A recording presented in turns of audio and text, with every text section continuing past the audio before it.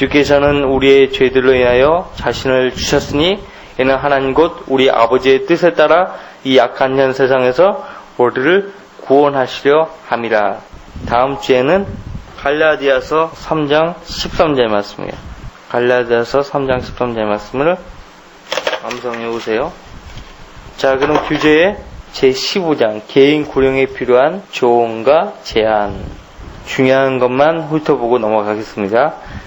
개인 구령에 필요한 조언과 제안, 구령자에게 도움이 될 만한 몇 가지 제안이 있다. 첫째, 일반적으로 같은 성별의 사람과 상담하도록 한다. 같은 성별의 사람, 그죠? 남자는 남자, 여자는 여자. 물론 예의가 있는 규칙이 있다. 항상 성령의 인도하심을 강구해야 한다. 그러면 성령님께서 다른 성별의 사람에게 인도하실 수도 있다. 그렇지만 분명한 인도하심이 없는 경우에는 그리스도인 사역에서 많은 경험을 하는 사람들이 일반적으로 의견의 일치를 보이는 것은 여자들은 대개 여자들과 상담했을 때 가장 만족스러운 결과를 얻으며 남자들은 남자들과 상담했을 때 그리고 젊은이들은 젊은이들과 상담했을 때 만족스러운 결과를 얻는다는 것이다. 젊은 남자가 상담 대상으로 젊은 여자만을 찾아다닌다거나 젊은 여자가 젊은 남자만을 찾아다니는 것은 별로 좋지 않은 징조이다. 실제 생활에서 젊은 남자들이 젊은 여자들을 그리스도께 인도하려고 할 때 예상치 못한 복잡한 문제들이 생기게 된다. 그 반대로 역시 마찬가지다. 물론 나이든 어머니 같은 여인이 젊은이나 소년과 훌륭하게 상담을 할 수도 있고 나이든 아버지 같은 남자가 때로는 젊은 여인이나 소녀에게 상담을 잘해줄 수도 있다. 구령자가 젊은 사람이면 나이든 사람을 주님께 인도하기가 참 어려워요. 근데 나이든 사람은 모든 연령을 다 소화해낼 수 있죠. 그 모양새가 그렇게 나빠 보이지는 않아요. 두 번째, 일반적으로 같은 또래의 사람을 선정하는 것이 좋다. 되게 젊은 사람은 다른 사람들보다 젊은 사람을 더 잘 다룰 수 있으며 나이 든 사람은 젊은이들보다 그 나이 또래 사람들을 더 잘 다룰 수 있다. 이처럼 중요한 주제를 다룰 때 젊고 미숙한 사람이 자기보다 나이가 훨씬 더 많고 성숙하며 더 현명한 사람에게 접근하는 것은 일반적으로 현명한 처사가 아니다. 나이 든 사람은 자기보다 훨씬 나이 어린 사람을 경멸하든가 아니면 상당한 불신의 눈으로 보는 경향이 있다. 물론 예는 있다. 세월과 더불어 지혜를 얻고 사람들에 대한 자신감을 얻은 사람도 젊은이나 소년과 훌륭하게 상담하는 예도 다반사다. 대개 사람들은 자신과 같은 부류의 사람들을 잘 다룬다. 교육받은 사람은 교육받은 사람을, 사업가는 사업가를, 노동자들은 노동자들을, 여자들은 자신과 비슷한 처지에 있는 여자들을 잘 다루기 마련이다. 여기에도 물론 많은 예들이 있다. 수많은 하녀 신분의 소녀들이 자신의 여주인을 그리스도께 인도한 사례는 수도 없이 많으며 수많은 노동자들이 고용주들을 그리스도께 인도한 사례도 많다. 254조. 세 번째, 가능하면 혼자 있는 사람에게 접근한다. 주위에 다른 사람들이 있는 상황에서는 개인적이고 신성한 문제에 관해 다른 사람에게 마음을 터놓기가 어렵다. 다른 사람들과 같이 있을 때 단순히 자존심 때문에 잘못된 자신의 입장을 고수하는 사람들도 많다. 이런 사람들도 단 둘만 있으면 자신들의 잘못이나 죄를 기꺼이 인정한다. 한 명의 상담자가 여러 명을 상담하거나 여러 명의 상담자가 한 명과 상담하는 것보다는 상담자 한 명이 괘씸하지 않은 한 사람을 상담해 주는 것이 좋다. 구령자 여러 명이 한 사람을 대하면 주변에서 볼 때에 어떻게 보겠습니까? 저 사람 지금 당하는 것 같다? 그렇게 보인단 말이에요. 그죠? 그래서 가능한 한 1대1로 대하는 것이 좋다는 것입니다. 여러 명의 사람이 다가가면 위압감을 조성할 수 있기 때문에 마음문을 열 수가 없습니다. 한번 읽어보시기를 바라고요. 네 번째, 오직 성령님과 하나님의 말씀만을 의뢰한다. 이것이 습관이 안 되신 분들은 구령하기 어려워요. 항상 순간순간 주님을 의뢰하는 그런 습관을 가져야 됩니다. 성공적인 개인 구령을 방해하는 가장 큰 요인 중 하나가 자신감이다. 그러나 자신감은 없어도 담대함은 필요하다. 이 담대함은 성령의 능력을 신뢰하는 데서 기인한 자신감으로 하나님의 말씀의 능력을 신뢰하는 자신감이다. 상담 대상이 누구든 상대방이 아무리 완고하든 하나님의 성령과 하나님의 말씀에는 아무리 완고한 사람의 마음도 허물어뜨릴 수 있는 능력이 있음을 잊어서는 안 된다. 항상 성령님을 의지해서 죄의 찔림을 줘야 하며 성령님께서 그 일을 하시도록 해야 한다. 온전히 성령님과 그분의 말씀만을 신뢰해야 한다. 5번째, 상대방에게 성경 구절을 읽게 한다. 성경을 단순히 인용하는 것은 물론이요, 여러분 자신이 성경 구절을 읽는 것에 만족해서는 안 된다. 귀로 듣는 것뿐만 아니라 눈을 통해 진리가 마음속으로 들어가는 것을 찾을 수 있다. 하나님의 말씀을 단순히 듣기만 하는 것보다 직접 눈으로 볼 때 그 말씀이 얼마나 깊은 인상을 주는지 참으로 놀랄 뿐이다. 때로 성경 구절에 표시가 되어 있어도 좋다. 눈길을 사로잡아 읽는 사람의 마음과 지성을 사로잡기 원하는 구절이 있으면 특별히 표시를 해두는 것이 좋다. 6번째, 때로 단 한 구절의 성경만 사용하는 것이 좋을 때도 있다. 성경 단 한 구절만 되풀이해서 말하고 또 되풀이해서 말함으로써 그 사람과 헤어지고 오랜 시간이 흘러도 그 말씀이 계속 그 사람을 따라다니며 기억 속에서 불타오르게 할 수 있다. 성경 한 구절에 몇 주씩 사로잡혀서 결국 괘씸한 사람을 알고 있다. 말씀이 마음에 새겨지도록 가능한 한 모든 조치를 취해 상대방이 그 말씀을 잊지 않게 하면 당신이 말하지 않아도 그 말씀이 그의 기억 속에서 메아리 친다. 2차 부도 스펜서 박사는 목회 스케치에서 수많은 어려움에 봉착한 한 젊은이와 어떻게 상담했는지 말해주고 있다. 스펜서 박사는 계속 한 구절만 인용했다. 보라, 지금이 기뻐 받아들여진 때요. 보라, 지금이 구원의 날이라. 이 젊은이는 스펜서 박사가 이 구절을 더 이상 인용하지 못하게 하려 했지만 그는 계속 반복해서 보라, 지금이 기뻐 받아들여진 때요. 보라, 지금이 구원의 날이라는 말씀을 인용했다. 그 젊은이는 다음날 주 안에서 기뻐하며 돌아왔다. 그리고 스펜서 박사가 그 본문을 계속 그에게 들이민 것에 감사했다. 그 말씀이 그날 밤 젊은이 귀에 계속 메아리쳐서 그리스도를 받아들이고 그 문제를 해결하지 않고는 잠을 이룰 수가 없었던 것이다. 하나님 말씀으로 명확한 구절을 제시하며 이 구절의 권위에 근거해서 나는 내 죄들이 용서되었으며 내가 하나님의 자녀인 것을 압니다라고 말할 수 있어야 한다. 상대방이 하나님 말씀에서 구원과 관련된 구절들을 정확하게 이해하고 그 구절들을 근거로 구원의 소망을 붙잡을 때까지 분명하게 이해시켜야 한다. 상대방이 그 구절을 정확하게 이해하게 해야 한다. 그래야 혼자 있을 때 사탄이 접근해서 구원의 근거를 다그칠 때 성경 구절을 펴서 손가락으로 가리키며 사탄의 모든 쾌락을 물리칠 수 있다. 의심을 주거나 불신을 하게 만들면 말씀으로 대적해야 돼요. 기록되었으되 나는 이 말씀대로 믿는다는 것이죠. 그 사탄에게 이야기를 해야 돼. 그러면 다시는 그걸 가지고 우리에게 접근하지 않습니다.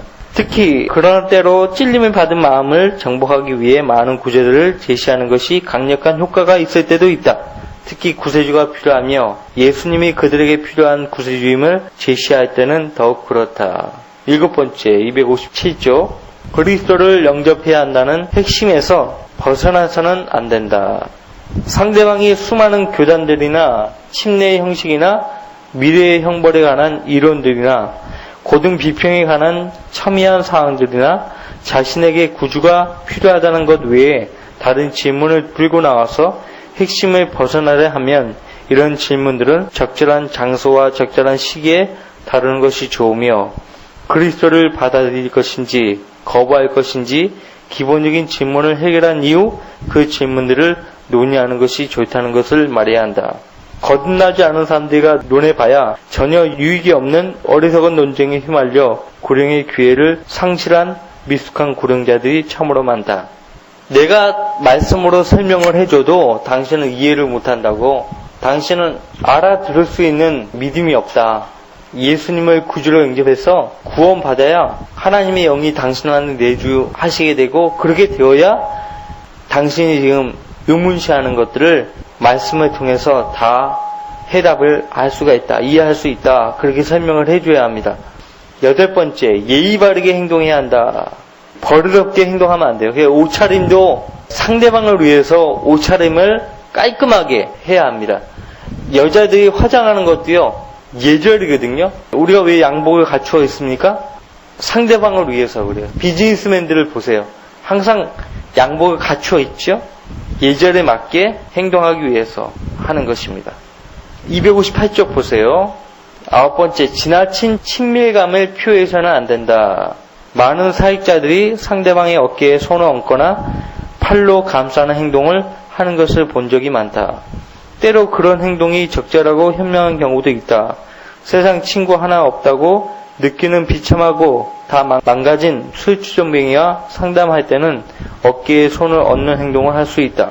그러나 이런 문제는 극히 조심해야 한다. 민감한 사람은 낯선 사람이 자신에게 친근함을 표하면 도리어 반감을 갖는다. 특히 예의 바르게 자란 숙녀일 때는 더더욱 그렇다. 심지어는 남자 사역자가 여자의 어깨에 손을 얹는 무분별한 행동을 본 적이 있다. 예의 바른 행동이 가장 필요한 것이 바로 개인 사역 현장에서이다. 10번째, 성심성의껏 해야 한다. 진실한 사람만이 구원받지 않은 사람에게 하나님의 말씀의 진실성을 느끼게 할 수 있다. 인용 구절이 먼저 자신의 혼 속 깊이 파고들 수 있어야 한다. 상담하는 모든 사람에게 오랫동안 내 하나님을 만날 준비를 하라는 한 구절만 인용해서 성공적으로 구령한 여인이 있다. 그녀 마음과 지성에 그 구절이 완전히 새겨져 있기에 그 구절을 사용할 때 그런 놀라운 효과가 나타난 것이다. 우리가 완벽하게 숙지하고 있는 몇몇 구절들이 몇몇 책에서 배운 많은 구절들보다 훨씬 더 낫다. 지금은 하나님 말씀의 기본적인 진리들을 완전히 숙지하고 참으로 열정을 가진 사람들이 필요한 때다. 이 책의 독자들이 여기 제시된 구절들을 사용하고자 한다면 무릎을 꿇고 말씀의 능력을 느낄 때까지 계속 상고하라고 충고하는 바이다. 성경은 바울이 밤낮으로 각 사람에게 쉬지 않고 눈물로 훈계했다고 말씀한다. 참된 열정은 훈련반이나 책에서 배운 어떤 기술보다 더 낫다. 11번째, 절대 이성을 잃어서는 안 된다. 사역자가 자신을 주체하지 못해서 참으로 많은 혼들을 잃어버리는 경우가 허다하다. 고의로 화를 내게 만드는 사람들도 있지만 그런 때도 인내심을 가지고 온유하게 다룰 때 그 혼을 이겨올 수 있다.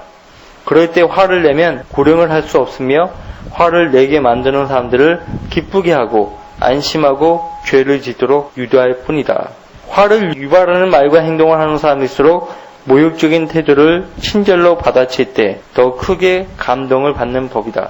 의도적으로 막 화를 내게 만들고 깐죽대고 그런 사람들이 있어요. 그럼 우리는 인내심을 발휘해서 오래 참고 그 사람 대하면 그 사람이 내가 잘못했구나 아는 거예요. 무너지는 것이. 12번째, 열띤 논쟁을 벌여서는 안 된다. 논쟁 벌이면 안 돼요. 복음을 전파하기 위해서 나온 것이지 논쟁하기 위해서 나온 것이 아니잖아요. 그렇죠? 열띤 논쟁은 항상 성령이 아니라 육신에서 나오기에 마련이다. 이런 교만에서 나온 것이며 다른 사람이 논쟁에서 자신을 앞지르지 못하게 하려는 의도에서 나온 것이다. 내가 말주변이 없고 표현력도 없고 호소력도 없고 설득력도 없다 할 것 같으면 하나님 말씀과 기도로 하나님께 얼마나 매달리겠어요. 우리 하나님께서 그런 사람을 더 크게 들었을 수도 있는 거예요. 왜? 그 사람은 자기의 부족함을 알잖아요. 부족함을 알기 때문에 주님께 더 매달리는 거예요. 그렇기 때문에 하나님께서는 그런 형제 자매에게 더 지혜를 부어주셔가지고 세상 사람들이 변명하지 못하도록 하는 거예요. 그래서 자신의 주장을 관철시키기보다는 상대방을 그리스도께 인도하는데 더 관심을 둔다면 논쟁을 피하고 상대방의 주장을 세워줄 줄도 알아야 한다. 상대방을 그리스도께 인도하기 전에 반드시 뿌리 뽑아야 할 잘못된 사고가 있을 경우 조용하면서도 유쾌한 태도로 그 사람의 오류를 보여주어야 한다. 상대방의 생각이 그렇게 심하게 잘못된 것이 아니면 논쟁하려 들지 말고 본론에 충실해야 한다. 13번째, 상담 중인 사람을 다른 사람이 가로채지 못하게 해야 한다. 이 점은 아무리 강조해도 지나치지 않다. 다른 사람이 더 현명한 방법으로 구령할 수 있다고 생각할 수도 있다. 그러나 조금이라도 더 구령을 잘 하려면 시간을 내야 한다. 그러면 구령할 수 있는 기회를 얻게 된다. 비록 미숙한 구령자일지라도 결정적인 순간까지 이르렀는데 자기가 구령을 더 잘한다고 생각하는 간섭 잘하는 사람이 끼어들어서 구령을 망칠 수 있다. 그러니까 밑에 따라 보시면 구령하는 사람 옆에 서서 무슨 말을 주고받든지 들어서도 안 된다. 이런 식으로 수도 없이 많은 불행한 사태가 발생한다. 이러면 상담을 받고 있는 사람의 생각이 혼란스럽고 마음이 다쳐서 구령할 수 있었던 사람을 놓치게 된다. 끼어들어가지고 말을 하면 안 된다는 것이에요. 그 형제가 할 수 있도록 멀리서라도 기도해 주는 거예요. 시작을 했으면 그 사람이 끝까지 마무리할 수 있도록 도와줘야 되지, 내가 도와줘야 되겠다 하고 가서 끼어들면 상담받는 사람은 어때요? 혼란스러워요. 오히려 마음을 닫고 복음을 받아들이지 않을 수 있단 말이에요. 다른 한편으로는 다른 사람들이 여러분을 방해하게 해서는 안 된다. 가끔은 어쩔 수 없을 때도 있다. 그러나 가능하면 빨리 그런 방해 요소들을 제거해야 한다. 짧지만 분명한 어조로 몇 마디 공손하게 하면 그런 상황을 막을 수 있다. 무슨 일이 있어도 간섭을 배제하고 단 둘만 상담을 해야 한다. 262쪽 14번째, 서둘러서는 안 된다. 오늘날 구령사역에서 가장 일반적이고 가장 심각한 잘못 중 하나가 서두르는 것이다. 결과를 빨리 얻고 싶어 조급하게 건성으로 구령하는 경우가 있다. 빨리 구령해야 되겠다. 건성으로 하면 안 돼. 처음부터 끝까지 성령의 인도가 필요하겠죠. 그렇죠? 그리스도께서 다루셨던 많은 사람들이 천천히 다가왔다는 사실은 참으로 참고할 만하다. 니고데모, 요셉, 베드로, 심지어는 바울까지도 바울의 경우 최종 단계가 아주 갑작스럽게 이루어진 것처럼 보일 수 있다. 이런 경우에 해당한다. 바울이 빛 가운데로 분명하게 나와서 공개적으로 그리스도를 고백한 것은 예수님께서 바울에게 개인적으로 나타나신 후 3일이 지난 후였다. 느리지만 완벽하게 한 사람을 다루어서 분명하게 그리스도께 나와 자신의 위치와 행한 일을 아는 것이 서둘러 영접 기도를 시킴으로써 그리스도를 영접했다고 생각하지만 실제로는 그렇지 않은 수십 명의 사람들보다 더 낫다. 상대방의 마음속에 진리 하나를 각인시켜 그 진리가 역사하게 하는 것은 현명한 처사이다. 바위 위에 뿌려진 씨앗은 금방 싹이 나오지만 시드는 것도 금방이다. 15번째, 상담을 받는 사람이 하나님 앞에 무릎을 꿇게 하라. 규칙에는 예의가 있다. 때로는 무릎 꿇게 하는 것이 불가능할 때도 있다. 때로는 그렇게 하는 것이 역효과가 있을 때도 있다. 그러나 기도로 그런 수많은 장애물들이 제거되고 고집을 부렸던 사람들이 기꺼이 하나님의 임재 속으로 나오며 승복하는 것은 참으로 놀라운 일이다. 한 번은 상담실에서 한 여인과 약 2시간가량 상담을 했는데도 전혀 진전이 없었다. 그러다가 마지막으로 무릎을 꿇고 기도한 지 채 5분도 안 돼서 그 여인은 우리 주님 앞에서 즐거워하게 되었다. 때로 상대방을 혼자서 전부 다루는 것보다 몇 마디 기도가 더 효과적일 때도 있다. 16번째가 참 중요합니다. 여러분들 16번째에 표시를 해 놓으세요. 16번째. R.A. 토레 목사님께서 성경적인 구령 사역자로 주님께 쓰임 받았다는 놀라운 증거가 바로 여기에 있다고 생각합니다. 그건 16번째. 실패할 수 있어요. 내가 왜 실패했는가를 되짚어 봐야 합니다. 실패한 사례들을 연구하고 다시 준비하라 이거예요. 내가 왜 실패했지? 한번 생각해 보는 거예요. 어떤 성경 구절을 사용해야 할지 당황스러울 때는 이 책을 참고로 각기 다른 상황에서 어떤 구절을 인용하는 것이 좋은지 공부한 다음 상황이 되면 다시 가서 시도해 보는 것도 좋다. 어떤 경우든 이전보다는 같은 상황에 더 잘 대처할 준비가 될 것이다. 분명한 실패를 통해 구령사역에서 큰 성공을 얻을 수 있다. 여기서 제시된 내용들을 자주 공부하는 것이 좋다. 그러면 이런 내용들을 소홀히 여겨서 실패했다는 사실을 알게 된다. 그러나 실패한 사례는 기도 가운데 하나님께 분명하게 맡겨야 한다. 자, 17번째. 성공적인 그리스도인의 생활 지침을 제시하라. 그리스도를 영접한 사람에게는 헤어지기 전에 성공적인 그리스도인의 생활에 필요한 지침을 분명히 제시해야 한다. 이런 지침은 5장 끝에 있다. 이것은 확고한 형태로 제시해야 한다. 이런 목적으로 저자가 쓴 두 책자가 있는데 하나는 그리스도인 생활 필이고 다른 하나는 성공적인 그리스도인 생활 방법이다. 18번째, 가능하면 구령한 사람을 지속적으로 도와주라. 오늘날 구령사역에서 많은 사람들을 구령해 놓고 방치하는 것보다 더 슬픈 일은 없다. 그런 사람들은 그리스도인으로서 형편없는 삶을 살 수밖에 없다. 이보다 더 큰 실수는 없을 것이다. 회심한 사람들을 따라가서 돌보는 사역은 그들을 그리스도께 인도하는 것만큼이나 중요한 사역이다. 대개 구령에 쓰임받은 사람들이 그런 사역에 가장 훌륭하게 쓰임받을 수 있다. 앞에서 개인 구령을 위해 제시한 방법들은 설교 자료로도 손색이 없다. 여러분들 조그만 수첩을 하나 들고 다니시면서 여러분이 구령한 사람에게 복음 접하자 성경이나 핫키즈를 많이 이용하셔가지고 가지고 있는 핫키즈를 주고 제가 매달 당신한테 이 핫키즈를 받아볼 수 있도록 도와드리겠습니다.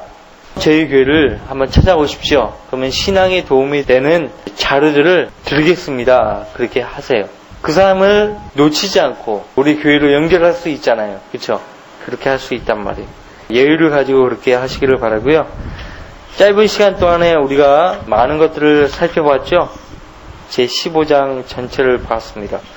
제17장 275쪽 효과적으로 전도지를 사용하려면 제가 나눠드린 구령 암송 구절 여러분들 잊지 마시고 여러분 자신의 것으로 삼으시기를 바라고요. 교재해 보세요. 비교적 극소수의 그리스도인들만이 전도지 사역의 중요성을 깨닫고 있다. 나는 그리스도인이 된 지 꽤 오래되었고 복음 전도자가 된 지는 몇 년 되었지만 전도지가 아주 중요한 가치를 지닌다는 생각을 한 지는 얼마 되지 않았다. 나는 다소 전도지는 쓰레기로 변한다는 생각을 가지고 자랐으며 그래서인지 전도지를 읽어보려고 애쓰지도 않았다. 그렇다 보니 전도지를 나눠주려고 애쓰지도 않았다. 그러나 내가 완전히 틀렸음을 알게 되었다.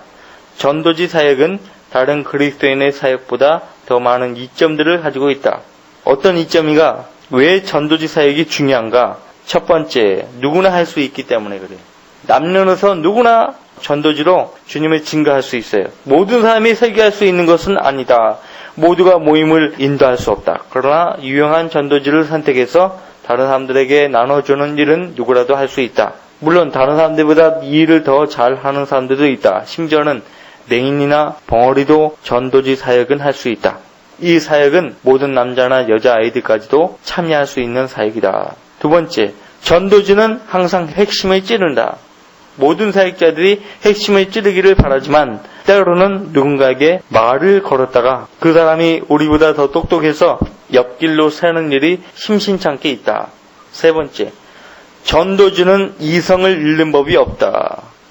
때로 우리는 이성을 잃을 때도 있다. 아주 경험 많은 사역자라도 때로 충동질을 당해서 이성을 잃을 때가 있다. 화를 낼 수 있다는 것이죠. 흥분할 수 있다는 것이에요. 그러나 전도지를 충동질할 수는 없다. 전도지는 항상 6월의 아침처럼 화창하다. 네 번째, 때로 너무 자존심이 강해서 말을 붙일 수 없는 사람들이 있다. 이런 사람들도 아무도 보지 않을 때 전도지를 읽는다. 자신의 혼에 대해 이야기하면 많은 사람들이 반박을 한다. 이런 사람들도 탁자 위에 전도지를 남겨두면 읽기도 한다. 또한 우연찮게 남겨둔 전도지를 읽고 혼이 구원받을 수도 있다. 다섯 번째, 전도지는 사람과 함께 머문다. 우리가 한 사람에게 접근해서 이야기를 하다가 그 사람은 가버린다. 그러나 전도지는 그 사람과 함께 머문다. 몇 년 전 한 사람이 뉴욕에 있는 선교센터에 들어왔다. 사역자 중 한 사람이 그와 이야기해 보려 했지만 그는 전혀 들으려 하지 않았다. 그러나 그 사람이 떠나려 할 때 전도지 한 장을 그 손에 쥐어 주었는데 거기에는 이렇게 적혀 있었다. 내가 오늘 밤에 죽으면 나는 어디로 가게 될 것이다. 밑줄 곳을 채우고 서명하세요. 그는 이 전도지를 호주머니에 넣고 선원이었으므로 증기선으로 가서 침대로 들어가 잠이 들었다. 증기선은 리버풀을 향해 출발했다. 그 여행 중 그는 사고를 당해서 침대에 누워 있었다.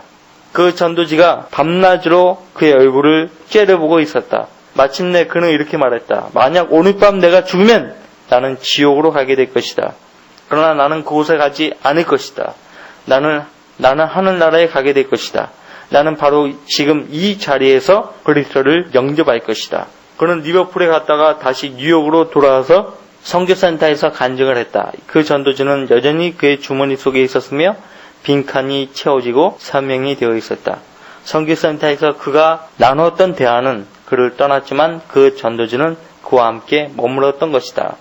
6번째, 전도지를 통해 많은 사람들이 그리스도를 영접하게 된다. 주 예수 그리스도를 믿는다는 것은 어떤 것인가? 라는 전도지를 쓴 사람은 그 전도지를 읽고 그리스도께 인도된 사람들에게서 1600통이 넘는 편지를 받았다.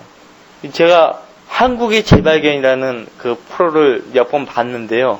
거기 보니까 전남 보성이에요.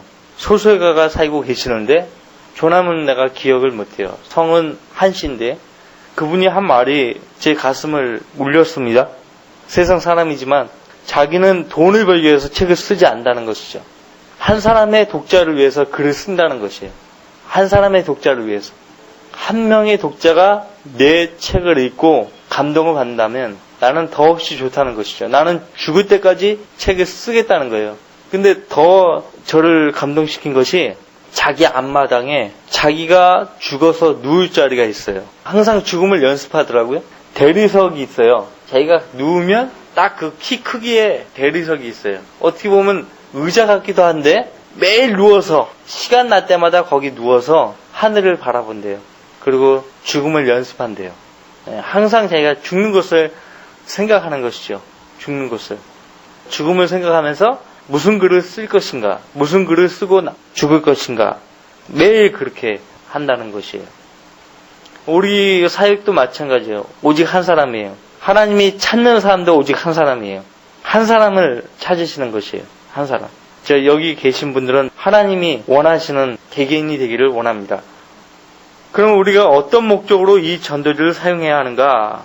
277쪽 맨 밑에 줄. 첫 번째, 구원받지 않은 사람들의 회심을 위해서 전도지를 사용해야 한다. 설교나 개인 구령으로도 회심하지 않았던 사람이 전도지를 통해 그리스도를 영접하기도 한다. 여러분들이 함께 대화를 나눠보려고 하면 수많은 사람들이 콕방귀를 낄 것이다. 그러나 사람들의 손에 전도지를 나눠주고 하나님께 그 전도지를 축복해달라고 간구드리면 사람들이 떠나간 뒤 혼자 있을 때 전도지를 읽고 하나님께서 성령의 능력으로 그들의 마음을 움직이시게 된다. 그 맨 밑에 줄 보세요. 이곳에는 내가 오랫동안 구령하려 했지만 할 수 없었던 한 남자가 있습니다. 어느 날 나는 그에게 전도지 한 장을 건네주었는데 그로 인해 그의 가족 모두가 구원받게 되었습니다. 그 사람이 읽고 자기가 읽고 구원받은 그 전도지를 가족 모두에게 돌린 것이에요. 다 돌려서 읽어본 것이에요. 한 장의 전도지가 가족 모두를 주님 앞으로 인도했다. 그러니까 우리가 전도지를 기도하는 마음으로 사람들에게 전달을 해줘야 되겠죠. 두 번째, 좀 더 열정적이고 진지한 그리스도인의 삶으로 인도하기 위해 전도지가 구원받지 않은 사람들만 그리스도께로 인도하는데 사용된다고 생각하면 큰 오산이다. 내게 온 편지 속에 동봉된 그리스도의 재림에 관한 작은 전도지 한 장이 내 삶을 완전히 바꾸어 놓았다. 그 전도지가 교리적으로 다 맞는지는 잘 모르겠지만 그 전도지 안에는 참으로 중요한 진리가 담겨 있었고 내게 꼭 필요했던 일이 그 전도지를 통해 역사하게 되었다. 좀 더 열정적이고 진지한 그리스도인의 삶으로 인도하기 위해서 전도지 사역을 하는 것입니다. 세 번째, 279쪽 세 번째, 오류를 바로잡기 위해. 이는 우리가 살고 있는 시대가 가장 필요한 사역 형태이다. 온통 오류가 들끓고 있는 세상이다. 개인 구령을 하면서 이런 오류를 모두 바로잡아 줄 수는 없다. 그렇지만 우리보다 더 훌륭하게 일을 처리할 수 있는 전도지 한 장을 상대방에게 줄 수는 있다. 여러분은 개인적으로 오류를 바로잡으려다 토론에 휘말려 들었을지도 모른다. 그러나 전도지는 그렇게 토론에 휘말려 들지 않는다. 오류 속에 있는 사람이 전도지에 대고 말을 대받아칠 수는 없기 때문이다. 예를 들어 제7일 안식교와 관련된 오류에 빠진 사람을 보자. 그 사람은 어둠 속에서 끄집어내어 빛 가운데로 인도하는데 다소 시간이 걸릴 수도 있다. 그러나 율법의 속박에서 그리스도의 복음의 영광스러운 자유로 인도하는 데에 하나님께서 사용하시는 전도지 한 장이면 된다.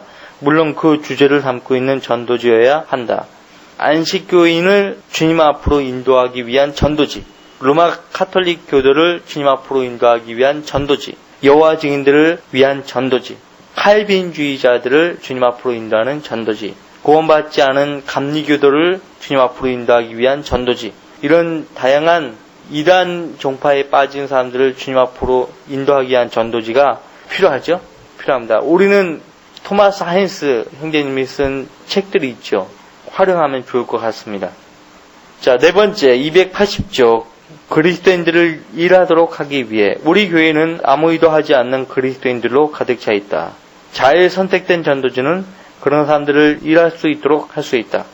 매사추세츠 공장에서 일하는 젊은이 한 사람을 알고 있는데 그는 평범하고 교육받지 못한 무리에 속한 사람이었는데 전도지 한 장을 어떻게 하다 얻게 되었다. 그는 그 전도지를 읽고 또 읽다가 이렇게 말했다. 나는 그리스도를 위해서 마땅히 해야 할 일을 하고 있지 않다. 그는 공장에서 일하는 동료들에게 가서 그들을 교회로 초대해서 목사가 설교하는 것을 듣게 했다.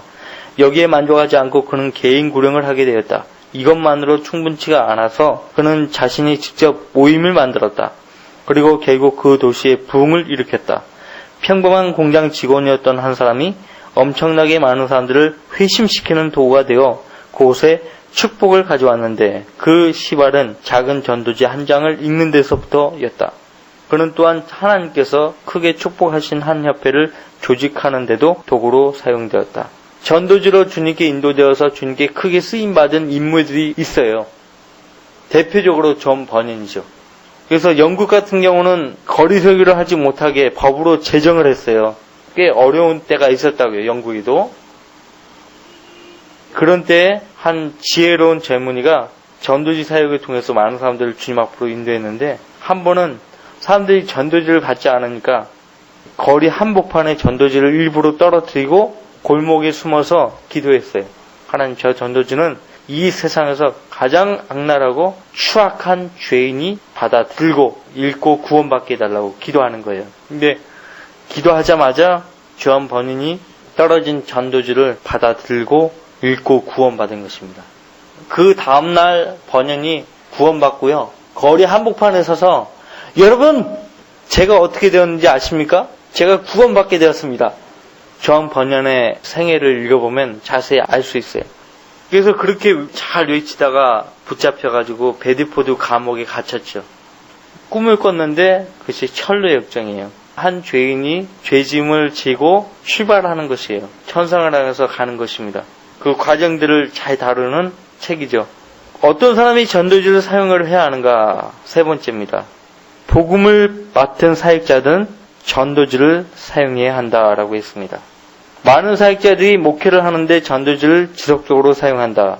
신방할 때는 정성스럽게 고른 전도지를 그 가정에 남겨두고 자신이 설교하는 설교와 일맥상통하는 전도지들을 배포하기도 한다. 뉴욕의 에드워드 저드슨 목사는 신방갈 때 가족 구성원 모두에게, 특히 어린이들에게 사용될 수 있는 전도지를 골라 주머니에 넣고 간다고 한다. 주일에는 예배가 끝난 다음 회중들 가운데 필요한 사람들에게 적절한 전도지를 나누어주며 그들과 개별적인 상담 시간을 가졌다. 또한 교회를 중심으로 사방, 반 마일 내에 살고 있는 모든 사람들에게 그들의 신념이나 조건에 상관없이 이 전도지를 배포했다. 때로는 한 번에 10,000장의 전도지를 배포하기도 했는데 많은 예매를 맺었다. 두 번째, 주일학교 교사들. 주일학교 교사들은 자기가 가르치는 학생들에게 주일 전도지에 주의를 기울여야 한다. 이런 식으로 자신이 맡은 시간에 많은 일들을 할 수 있다. 세 번째, 여행하는 사람들은 전도지 사역을 할 수 있는 귀한 기회를 얻게 된다. 이들은 다른 사람들과 계속해서 접촉하면서 그들의 필요를 채워줄 수 있다. 잘 분류해서 선택된 전도지를 가지고 다니는 그리스도인들은 헤아릴 수 없이 많은 선을 할 수 있다. 네 번째, 사업가들은 사업상 만난 사람들에게 전도지를 사용할 수 있다. 또한 고용인들에게도 훌륭하게 구령을 할 수 있다. 수많은 사업가들이 자신이 직접 쓴 편지에 전도지를 끼워 넣어 보냄으로써 주님을 위해 효과적인 사역을 수행하고 있다. 5번째, 학교 교사들이 자기가 가르치는 학생들과 학교에서 많은 대화를 나누기는 어려운 실정이다. 때로 학교 이사회가 복음 전하는 일을 전면적으로 금지시킨 곳도 있지만 현명한 교사라면 학생들과 그들의 가정 환경에 대해 많은 것을 알아내서 자기가 맞는 전도지를 학생들에게 나눠줄 수 있다. 주부들, 그리스도인 가정주부라면 누구나 모든 종류의 전도지를 당연히 가지고 있어야 한다. 이런 전도지들을 집안일을 거들어 주는 아주머니들이나 식료품 가게 주인들이나 슈퍼마켓 아저씨나 정육점 주인이나 자신의 집을 방문한 사람들에게 나눠줄 수 있다. 전도지를 응접실, 탁자나 침실에 둘 수 있다. 이런 식으로 행해진 선행은 영혼에서 드러나게 된다. 어떻게 사용해야 하는가? 첫 번째, 대화를 시작하기 위한 수단도 사용한다. 구령은 시작하는 일이 어렵다. 주 예수 그리스도에 관해 말해주고 싶은 사람이 있다고 하자 그러면 큰 문제가 시작된다. 대화를 일단 시작하면 쉽지만 자연스럽게 대화를 쉽게 시작하는 방법은 무엇인가? 가장 쉬우면서도 간단한 방법은 그 사람 손에 전도지를 쥐어주는 것이다. 전도지를 읽고 나면 자연스럽게 대화가 진행된다. 한 번은 사람들로 가득 찬 차를 탄 적이 있었다. 거기서 누군가를 그리스도께 인도하게 해달라고 하나님께 기도드렸다. 기도한 내용을 실행할 기회를 엿보고 있었는데 그때 젊은 두 여자가 탑승했다. 그중 한 사람은 어떤 사역자에 따르라는 것을 알 수 있었다. 그녀는 앉을 자리를 찾아다니다가 다시 되돌아왔다. 다시 와서 내 앞자리에 그녀가 앉으며 인사를 했다. 물론 나는 그녀가 누구인지 알았다. 나는 전도지를 다발을 꺼내서 그녀에게 가장 잘 맞을 것 같은 전도지 한 장을 건네주었다. 물론 전도지를 주기 전에 하나님께 그 전도지를 축복해달라고 기도드렸다. 그녀는 전도지를 읽기 시작했고 나는 기도하기 시작했다. 전도지를 다 읽자 어떻게 생각하는지 질문했다. 그녀는 곧 울음을 터뜨릴 것만 같았다. 그리고 곧바로 주 예수 그리스도를 자신의 구주로 받아들이고 그분 안에서 즐거워했다. 나중에 차에서 내리면서 그녀는 저를 그리스도께 인도해 주신 일에 대해 참으로 감사드립니다라고 했다. 사역자의 딸이 구원받지 않은 채 있었던 것이죠. 두 번째입니다. 대화를 마무리 짓는 방법으로 전도지를 사용하라. 일반적으로 어떤 사람과 대화를 끝마칠 때는 집에 가지고 가서 읽을 만한 뭔가를 꼭 줘야 한다. 그 사람이 그리스도를 영접했으면 성공적인 그리스도인 생활을 위한 전도지를 그에게 전해주어야 한다. 그리스도를 영접하지 않은 사람들에게는 그 사람의 필요에 적절한 다른 전도지를 꼭 줘야 한다. 저는 그 전도지하고 복음 전파자 성경 있잖아요. 그걸 같이 줘요.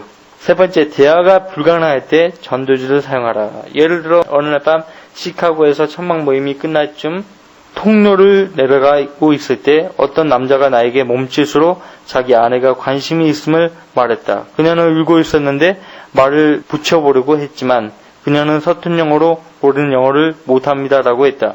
내 생각에 그녀는 설교를 단 한마디도 이해하지 못했지만 하나님께서 뭔가 그녀의 마음을 움직이신 것 같았다.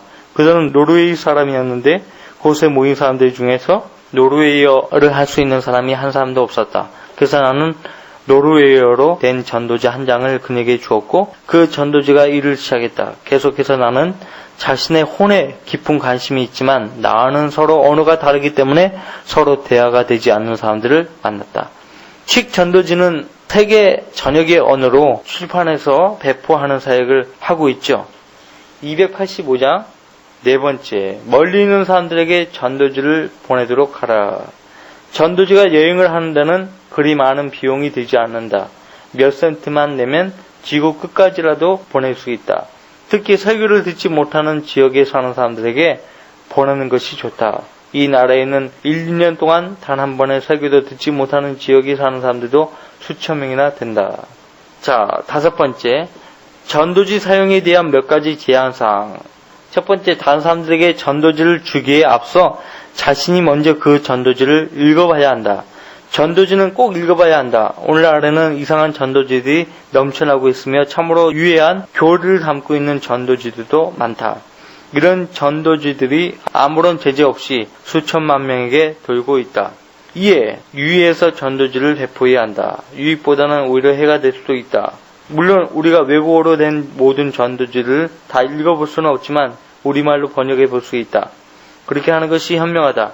긍정적인 면에서 다소 부족한 전도지 외에도 무가치한 전도지들도 많다. 두 번째, 상대방에게 맞는 전도지를 주라. 어떤 사람에게는 유용한 전도지가 다른 사람들에게는 유용하지 않을 수도 있다. 세 번째, 여러 종류의 전도지를 가지고 다니라. 잡다한 종류를 가지고 다니라는 말이 아니라 엄선한 전도지를 가지고 다녀야 한다. 전도지 수는 헤아릴 수 없지 많지만 그중 상당수는 무가치한 것들이다. 가장 좋은 것을 엄선해서 여러분이 접촉하고 있는 사람들에게 맞게 분류해 둬야 한다.